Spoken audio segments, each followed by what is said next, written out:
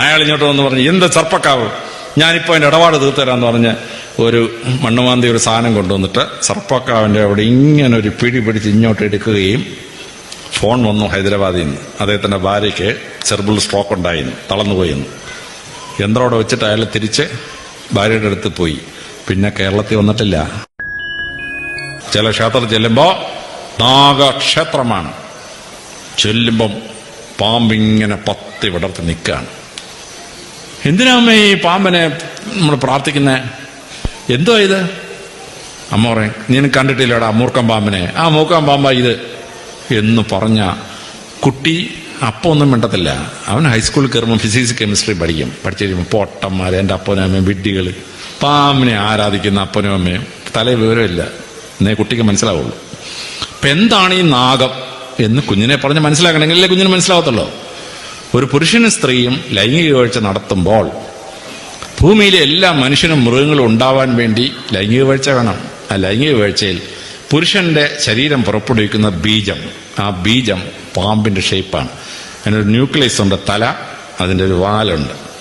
ഈ ന്യൂക്ലിയസ് ഉള്ള ഈ സ്പേം ചെന്നിട്ട് അമ്മയുടെ ഓവത്തിനകത്ത് കയറി മെർജ് ചെയ്യുമ്പോൾ ഈ വാലിഞ്ഞ് മുറിഞ്ഞു പോരും, തല എവിടെ ഇരിക്കും.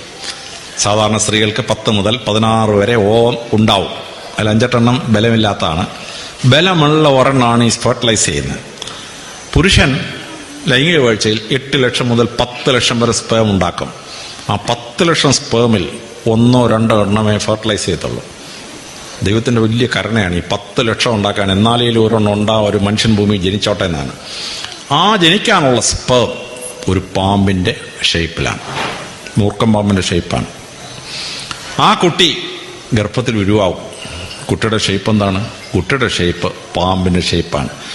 തലയുണ്ട്, തലയൊട്ടിയും തലച്ചോറുമുള്ള തല, അത് പാമ്പിന്റെ തലയാണ്. പിന്നെ നട്ടല് തൊട്ട് താപ്പോട്ടുള്ളതൊരു വാലാണ്. 89 ദിവസം കഴിഞ്ഞ് ഈ ശരീരത്തിനകത്തോട്ട് കൈയും കാലും ഒക്കെ ഡെവലപ്പ് ചെയ്യാൻ തുടങ്ങുള്ളൂ. ഗർഭപാത്രത്തിൽ നമ്മൾ കിടക്കുന്ന 90 ദിവസവും നമ്മൾ മൂർഖം പാമ്പിന്റെ ഷേപ്പിലാണ് നമ്മുടെ വയറ്റിൽ, അമ്മയുടെ വയറ്റിൽ കിടക്കുന്നത്. ഇനി മനുഷ്യന്റെ ജനിതക രഹസ്യം എവിടെയാണുള്ളത്? മനുഷ്യന്റെ ജനിതക രഹസ്യം DNA മോളിക്യൂളാണ്. Deoxyribonucleic acid. Watson and Crick എന്ന 2 ശാസ്ത്രജ്ഞന്മാർ 1953 ഇത് കണ്ടുപിടിച്ചു. അഡിനൈൻ, ഗ്വാനൈൻ, തയമിൻ, സൈറ്റോസിൻ, ഈ 4 അമിനോ ആസിഡ് ചേർന്നിട്ട് നമ്മുടെ ജന്മം ഉണ്ടാവുകയാണ്. അപ്പന്റെ 23 ക്രോമസോം, അമ്മയുടെ 23 ക്രോമസോം, അത് ചേർന്നിട്ട് 46 ക്രോമസോം ഉള്ള ഒരു കുട്ടി ജനിക്കുകയാണ്. ആ കുട്ടിക്കൊരു കുട്ടി ഉണ്ടാവുമ്പോൾ കൊച്ചുമോനും കൊച്ചുമകൾക്കും മുത്തച്ഛന്റെയും മുത്തശ്ശിയുടെയും 11 ക്രോമസോം അതിലുണ്ടാവും.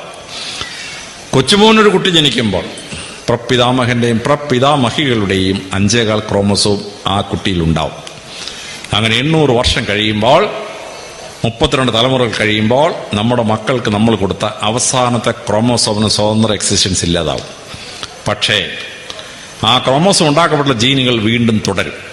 നമ്മൾക്കൊരു കുട്ടി ജനിച്ചാൽ ആ കുട്ടിക്ക് സന്തതി പരമ്പര ഉണ്ടെങ്കിൽ ഇന്ന് നമ്മുടെ ശരീരത്തിൽ തുടിച്ചുകൊണ്ടിരിക്കുന്ന ജീവന്റെ അംശമുണ്ടല്ലോ, എത്ര കാലം ഭൂമിയിൽ ഉണ്ടാവും? ശാസ്ത്രജ്ഞന്മാർ കണ്ടെത്തിയിരിക്കുന്നു 12,000 വർഷങ്ങൾ, 12,000 years.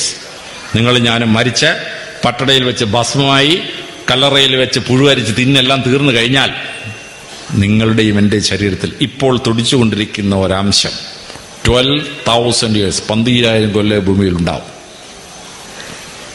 അതിന്റെ രഹസ്യം എവിടെയാണ്? DNA മോളിക്കൂളാണ്. ആ DNA മോളിക്കൂളിന്റെ ഷേപ്പ് എന്താണ്? 2 മൂർഖം പാമ്പ് ഇണ ചേരുന്നതാണ് ഒരു DNA മോളിക്കൂളിന്റെ ഷേപ്പ്. മെഡിസിൻ, വൈദ്യശാസ്ത്രം, അതിന്റെ സിമ്പിൾ എന്താണ്? ഒരു തൂണിന്റെ മുകളിൽ 2 പാമ്പ് ഇങ്ങനെ ഇഴഞ്ഞ് കയറുന്നതാണ് മെഡിസിന്റെ സിമ്പിൾ. നിങ്ങൾ മെഡിക്കൽ കോളേജിൽ പോയി നോക്കിയിട്ടില്ലേ? പാമ്പ് ഇതിന് മുകളിൽ ചുറ്റിക്കിടക്കാൻ. ഇനി ആ DNA മോളിക്കൂൾ പാമ്പിന്റെ ഷേപ്പിൽ ഉണ്ടാവുമ്പോൾ അത് കഴിഞ്ഞ് നമ്മുടെ ശരീരത്തിൽ നമ്മളാക്കുന്നത്, കോൺഷ്യസ്നസ് ആക്കുന്നത് നമ്മുടെ നെർവസ് സിസ്റ്റമാണ്. ആ നെർവസ് സിസ്റ്റം ഷേപ്പ് എന്താണ്? തലച്ചോറെന്ന് പറയുന്ന ഒരു തലയും നട്ടലിനകത്തൂടെ പോകുന്ന സുഷുമ്നയിലൂടെ കടന്നു പോകുന്ന ഒരു വാലും, പെരിഫറൽ നെർവസ് സിസ്റ്റം. ഇതാണ് നമ്മുടെ നെർവസ് സിസ്റ്റം. മൂർഖം പാമ്പിന്റെ ഷേപ്പാണ്. ഇനി നമ്മുടെ ഈ ശരീരത്തിൽ 60,000 ലക്ഷം ന്യൂറോൺസ് ഉണ്ട്. അതാണ് നമുക്ക് ചിന്തിക്കാൻ ശക്തി തരുന്നത്, ആലോചിക്കാൻ ശക്തി തരുന്നത്, ശരീരത്തിന് ബാലൻസ് തരുന്നത്. ഈ ന്യൂറോണിന്റെ ഷേപ്പ് എന്താണ്? ആ ന്യൂറോണിന്റെ ഷേപ്പ് ഒരു പാമ്പിന്റെ ഷേപ്പാണ്. ന്യൂറോൺ ഒരു ന്യൂക്ലിയസ് ഉണ്ട്, അത് പാമ്പിന്റെ മൂർക്കം പാമ്പിന്റെ പത്തിയാണ്.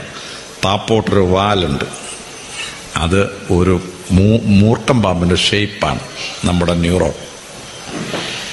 അപ്പൊ കുട്ടിയെയും കൊണ്ട് നമ്മൾ ക്ഷേത്രത്തിൽ പോകുമ്പം പാമ്പിനെ കണ്ട് അയ്യോ അമ്മ ഏതാണ്ട് മൂർക്കം പാമ്പ് ഇരിക്കുന്ന അമ്മേ എന്ന് കുഞ്ഞ് പറയുമ്പം അത് നമ്മുടെ ദേവനാടാ തൊഴുതോടാന്ന് പറഞ്ഞാല് കുറച്ച് കൊല്ലം 3-4 കൊല്ലം കുഞ്ഞ് തൊഴും.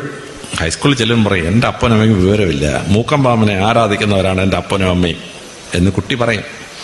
കുട്ടിയോട് പറഞ്ഞു കൊടുക്കണം എന്താണ് ഈ നാഗം, എങ്ങനെയാണ് ഇത് DNA മോളിക്യൂളാവുന്നത്, എങ്ങനെയാണ് ഈ ന്യൂറോണിന്റെ ഷേപ്പ് ആവുന്നത്. നിങ്ങൾ ഞാൻ ഉണ്ടായ അപ്പനിൽ നിന്ന് പുറപ്പെട്ട സ്പേം സെക്സ് എന്താന്ന് കുട്ടിക്ക് മനസ്സിലാവുന്ന കാലത്ത് പറഞ്ഞു കൊടുക്കണം. നമ്മുടെ സ്പേം മൂർക്കം പാമ്പിന്റെ ഷേപ്പാണ്. നമ്മൾ ആരാധിക്കുന്ന മൂർക്കം പാമ്പിനെ അല്ല, നമ്മൾ ആരാധിക്കുന്നത് the consciousness of human beings, the existence of human being, the secret of heredity. അതാണ് ഈ നാഗം. കളിക്കാൻ പോയാലുണ്ടല്ലോ, വേറെ എന്തിനോടും കളിക്കാം, നാഗത്തോട് കയറി കളിക്കരുത്, ഒരു രക്ഷയില്ല. അപ്പോൾ പ്രകൃതിയിൽ മാറ്റമുണ്ടാവുന്നു. മരം വെട്ടി ലോകം മുഴുവൻ നശിച്ചാൽ പ്രകൃതി നശിക്കും. മരം വെട്ടരുതടാ, കാലാവസ്ഥ മാറുമെന്ന് പറഞ്ഞാൽ മനുഷ്യൻ കേൾക്കോ? മനുഷ്യൻ കേൾക്കത്തില്ല. അതിനാ ദൈവം ഉണ്ടടാ മരം വെട്ടരുതെന്ന് പറഞ്ഞാൽ കേൾക്കോ? കേൾക്കത്തില്ല. അതേ നാഗത്തിന്റെ കാവാണ്, സർപ്പക്കാവാണ്, ഭയങ്കര പാമ്പുണ്ട് അതിനകത്ത്, കേട്ടോ മനുഷ്യൻ പേടിക്കും, തൊടത്തില്ല. സർപ്പക്കാവേ പേടിയാ. പെരുമ്പാവൂർ ഒരു പട്ടണം നടുക്ക് 2.5 ഏക്കർ ഒരു കാടാ പെരുമ്പാവൂർ ക്ഷേത്രം. പെരുമ്പാവൂരിലെ ക്ഷേത്രത്തിന്റെ അവിടെയുള്ള സർപ്പക്കാവാണ്, റോഡിന്റെ നടുക്ക് 2.5 ഏക്കർ. ഒരുത്തിന് ധൈര്യം ഉണ്ടോ ആ കാവ് വെട്ടിയിട്ട് അതുവഴി റോഡുണ്ടാക്കാൻ? അവിടെ മുനിസിപ്പൽ ചെയർമാൻ ഇല്ലായിരുന്നു, അവിടെ PWD എഞ്ചിനീയർ ഇല്ലായിരുന്നു, മുഖ്യമന്ത്രി ഇല്ലായിരുന്നു. ആ ദേശത്ത് നിന്ന് മുഖ്യമന്ത്രി വന്നില്ലേ നമുക്ക്? ഒറ്റൊരുത്തിന് ധൈര്യമുണ്ടോ ആ സർപ്പക്കാവ് കയറി തൊടാൻ? ധൈര്യമില്ല. അവിടെ നിന്ന് അവിടെ സർപ്പക്കാവല്ലായിരുന്നെങ്കിൽ ആ 2.5 ഏക്കർ വനത്തിന്റെ ഒരു പുല്ല് പോലും ഇപ്പൊ ബാക്കി ഉണ്ടാവില്ലായിരുന്നു, പുല്ല് പോലും. ഇവിടെയാണ് സനാതന ധർമ്മത്തിന്റെ ആചാരം. ക്ഷേത്രത്തിൽ പോയി നാഗവിഗ്രഹത്തെ തൊഴുത് ആ നാഗത്തിന്റെ കാവാണിത്, ഇതിലെ മരം വെട്ടരുത് എന്ന് പറഞ്ഞാൽ ജീവന് പേടിയുള്ളവൻ വെട്ടുകയില്ല. എന്റെ പുരടത്തിന് താഴെ ഒരു ചെറിയ സർപ്പക്കാവുണ്ടായിരുന്നു, 5 സെന്റേ ഉള്ളൂ. എൻ്റെ അപ്പൻ്റെ അനിയൻ IG ആണ്, ആന്ധ്രയിൽ IG.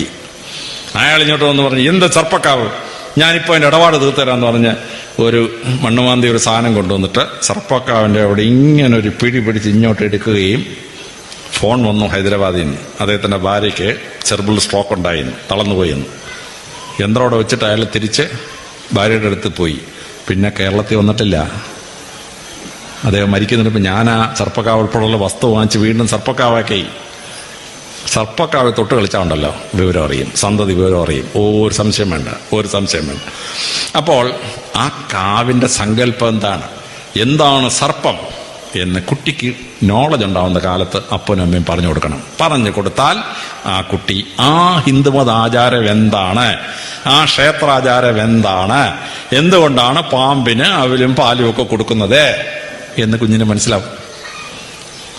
ഞാനിപ്പോൾ 3 ഉദാഹരണം പറഞ്ഞത് ക്ഷേത്രാചാരത്തിന്റെ ഓരോ ക്ഷേത്രത്തിന്റെയും ആചാരം പറയുമ്പോൾ വലിയ പ്രയാസമാണ്. അപ്പൊ പരമശിവന്റെ ക്ഷേത്രത്തിലും ഭദ്രകാളിയുടെ ക്ഷേത്രത്തിലും സർപ്പക്ഷേത്രത്തിലും സർപ്പവിഗ്രഹത്തിന്റെ മുമ്പിലുള്ള ആചാരങ്ങൾ പറഞ്ഞത് അത് കുട്ടികൾക്ക് മനസ്സിലാക്കാൻ മാതാപിതാക്കൾ കഴിഞ്ഞിരിക്കണം. അവിടെയാണ് ആചാരം വളരെ കൃത്യമായി ഓരോ ക്ഷേത്രത്തിലും നമ്മൾ പാലിക്കുന്നത്.